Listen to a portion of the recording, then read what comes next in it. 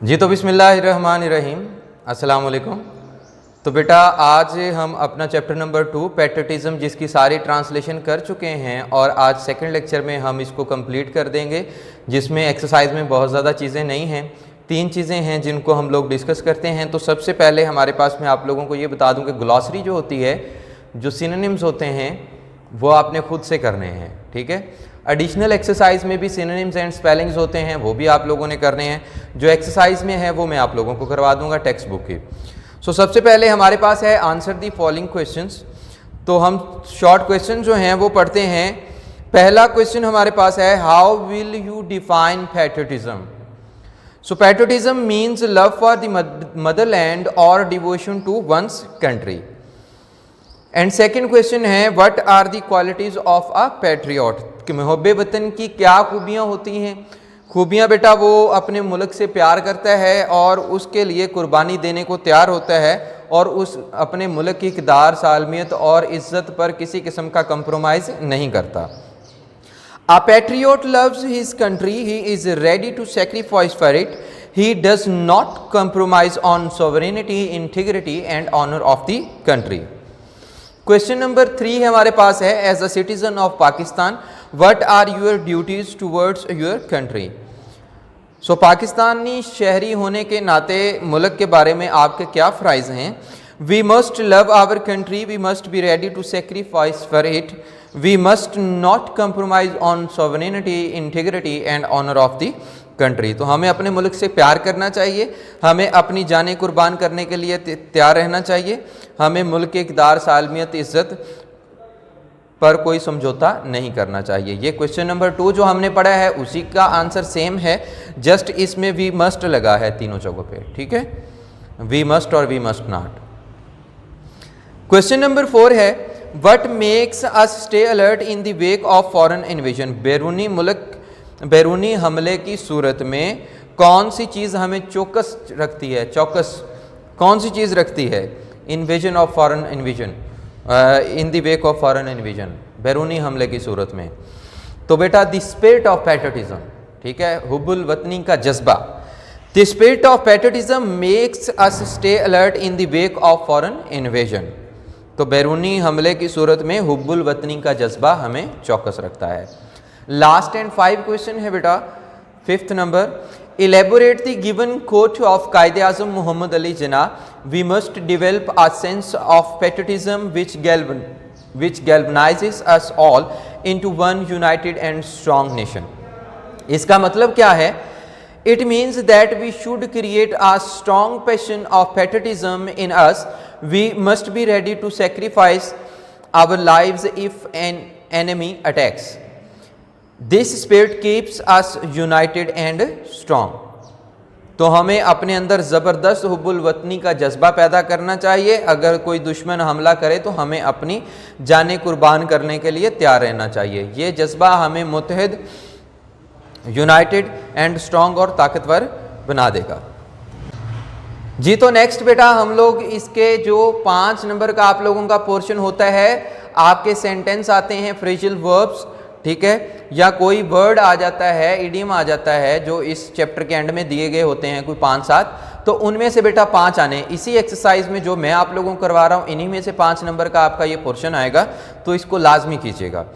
तो सबसे पहले हम स्टार्ट करते हैं। एक सेक्रीफाइस हमारे पास वर्ड है, कुर्बानी करना, ठीक है, we must sacrifice for the country. Commendable होता है काबिल सिताइश, his behaviour is commendable. Prosperity होता है खुशहाल, we work for the prosperity of our country. Invasion होता है हमला, any foreign invasion will be upset. Motherland होता है वतन, मादर वतन, we love our motherland. Responsible होता है जिम्मेदार, I am a responsible citizen. Nationalism होता है कौमियत परस्ती, nationalism causes progress, nationalism causes progress, ठीक है। तो बेटा ये था आप लोगों का ये जो सेंटेंस थे, जो 5 वर्ड्स हमने देखे उनके हमने आगे सेंटेंस बनाए हैं। इसके बाद बेटा छोटा सा पोर्शन है मॉडल वर्ब्स का, वो हम नहीं करेंगे क्योंकि वो पेपर में आपका नहीं आएगा इस तरह से, ठीक है। वो जिस तरह से आएगा वो मैं आप लोगों को करवा दूंगा। मैं आप लोगों को सिर्फ वो चीज़ें करवाता हूं जो आपकी पेपर में एज इट इज़ आएंगी, ठीक है। अगर सपोज मॉडल वर्ब भी हैं तो मैं जब मॉडल वर्ब्स की तरफ आऊँगा आप लोगों के पार्ट्स ऑफ स्पीच में, हम वर्ब में इसको डिस्कस करेंगे मॉडल वर्ब्स को, तो वो बेटा जो मैं पढ़ाऊँगा वैसा ही आपका पेपर में आएगा। तो काइंड्स ऑफ सेंटेंस है हमारे पास पार्ट, बेटा ये डेफिनेटली आप लोगों का ज़रूर आता है। ये किस तरह से आता है मैं पहले आपको बता देता हूँ। आपका कोई एक सेंटेंस लिखा हुआ होगा ऊपर और नीचे 4 ऑप्शन दिए गए होंगे कि ये कौन सा सेंटेंस है, किस टाइप का है।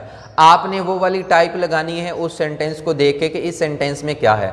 अब आप उस सेंटेंस को कैसे पहचानेंगी, वो कैसे है, क्या है, तो उसको हम देख लेते हैं। बेटा सबसे पहले हमारे पास होता है असर्टिव सेंटेंस, बयानिया या खबरिया जुमला, ठीक है। तो इसकी आगे 3 टाइप्स हैं, affirmative, negative and interrogative. Affirmative मतलब मुस्बित जुमला है, पॉजिटिव जुमला है, ये जुमला हमें सादा अंदाज में किसी बात के होने की खबर देता है, ठीक है। I have done my duty and we go to school on foot, ये पॉजिटिव जुमला है जिसमें नॉट और नहीं लगा हुआ होता या क्वेश्चन मार्क नहीं लगा हुआ होता, ठीक है। दूसरा हमारे पास एजरेटिव सेंटेंस की टाइप है नेगेटिव सेंटेंस, मनफी जुमला, जिसमें नॉट लगा हो, मनफी मानी दे, नहीं के मानी दे, जैसा कि I have not done my duty and we do not go to school on foot. अब हमारे पास है इंट्रोगेटिव, असर्टिव में ही आगे 3rd टाइप है इसकी। तो असर्टिव सवाल जो इंट्रोगेटिव है ये बेटा सवालिया होता है जिसमें एंड पे क्वेश्चन मार्क भी लगाना होता है आपने। Have I done my duty and do we go to school on foot, तो एंड पे दोनों में क्वेश्चन मार्क है, हेल्पिंग वर्ब स्टार्ट में आ गया है और इसने पॉजिटिव जुमले को इंट्रोगेटिव में चेंज कर दिया है, तो ये इंट्रोगेटिव हो गया। पहली टाइप हमने पढ़ी असर्टिव, जिसमें affirmative, negative and interrogative 3 types हैं, ठीक है, उसकी सब टाइप्स हैं। अब दूसरी जो हमारे पास मेन है वो है इंपेरेटिव सेंटेंस। इंपेरेटिव होता है बेटा इंशाइया जुमला, ये ऐसे जुमले होते हैं जिसमें कोई हुक्म दिया गया हो, दरख्वास्त हो, रिक्वेस्ट हो, मतलब नसीहत हो या तजवीज़ हो, एडवाइस या एडवाइस हो, ऑर्डर हो या रिक्वेस्ट की जाए, तो वो आपका जुमला बेटा होता है imperative sentence. Do your duty, ये हुक्म दिया गया है अपना काम करें। लेट अस वर्क हार्ड, तजवीज़ है चलो काम जो है वो सख्त मेहनत करते हैं। प्लीज़ हेल्प मी, ये रिक्वेस्ट की गई है। नेवर टेल अ लाई, नसीहत की गई है कि कभी झूठ मत बोलें। तो जिसमें तजवीज़, नसीहत, हुक्म और दरख्वास्त हो बेटा, तो वो आपका कौन सा होता है, इंपेरेटिव सेंटेंस होता है जी। तो नेक्स्ट हमारे पास 3rd वन है एक्सक्लेमेटरी, इस्तिजाबिया या इस्तिजाइया, ठीक है। एक्सक्लेमेटरी, एक्सक्लेमेशन मार्क होता है, जैसे हमने 1 लगा के नीचे एक डॉट लगा देना है, इसको कहते हैं एक्सक्लेमेटरी, एक्सक्लेमेशन मार्क। जब भी आपके पास कोई सेंटेंस आएगा एक्सक्लेमेटरी जो हमने बताना है, तो उसमें वो मार्कर लगा हुआ होगा, ठीक है। तो ये बेटा जुमला जज्बात और एहसासात का बेसाख्ता इजहार करता है, मतलब यकदम आपको कोई फीलिंग्स आई हैं, आपने यकदम कोई शोर मचा दिया है, आपका रिजल्ट आ गया। ये इंशाल्लाह पढ़ने के बाद जब आप लोगों का इंग्लिश का रिजल्ट आएगा, आप लोग देखेंगे आपके 75 में से 70 से अबव नंबर हैं, तो आप रिजल्ट देखते क्या कहेंगे, हुर्रा, ओ माय गॉड मेरे इतने नंबर आ गए, ठीक है, ओ यस। मतलब जो भी आपके मुंह से सडन जो अल्फाज तब अदा होंगे वो बेटा एक्सक्लेमेटरी होंगे, क्लियर। या आप कोई बहुत ज़्यादा अफसोस वाली चीज़ देख लेते हैं, आपको बड़ा अफसोस होता है किसी चीज़ को देख के, दुख होता है, ठीक है, तब आपको साउंड निकालते हैं यकदम, ठीक है।